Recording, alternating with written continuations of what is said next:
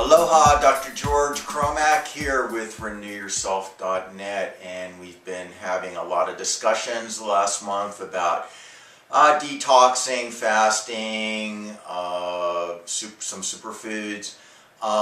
We talked a little bit about strategies about possibly integrating some juicing, challenges with that, advantages of that. We've talked about E3 Live, which I feel for most of you is 95% of you the most important area to start is getting that in first thing in the morning on an empty stomach. And we haven't really talked about wheatgrass juice. Excuse me. The E3 Live, I'm really very passionate, obviously, about it. The problem being for some people that are financially really strapped, they may have some resistance to paying the money. I personally think the biggest bang for your buck, if you have any money to spend on supplements, that's the first place to start. It's a food. It's a superfood, most nutrient-dense food on the planet. However, if you're not able to get E3 Live initially, you can try a strategy of doing a little bit of wheatgrass juice, and that's going to cost you the price of a manual wheatgrass juicer. I think I have the Z-Star on my website. I don't know, it's like 60, 70 bucks, maybe less. You can grow the wheatgrass on your own.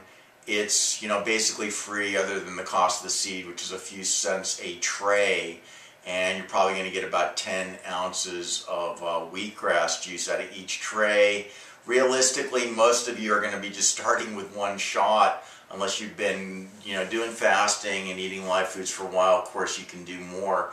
A lot of people, that's going to cause nausea because there's a lot of chlorophyll in that wheatgrass juice, and that mixes with toxins in your stomach if you're not very detoxified, and can cause nausea and symptoms of detox like headache and stuff like this. If your stomach's really clean, you've been doing a lot of cleansing, you're just going to get really kind of euphoric, very clear from the wheatgrass juice.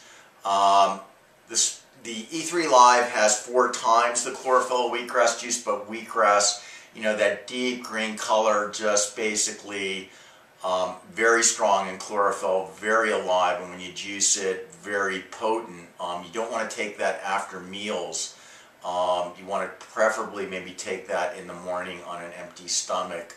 Starting with an ounce, and after a couple weeks, if we're doing good, chase that with a little water. You can work up to 2 ounces.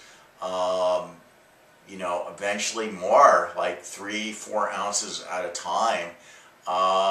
That's it for today. I'll tell you a story next time about one of my wheatgrass juice experiments back when I was in going to chiropractic school back in the late 70s. That's Dr. George Cromack. Aloha.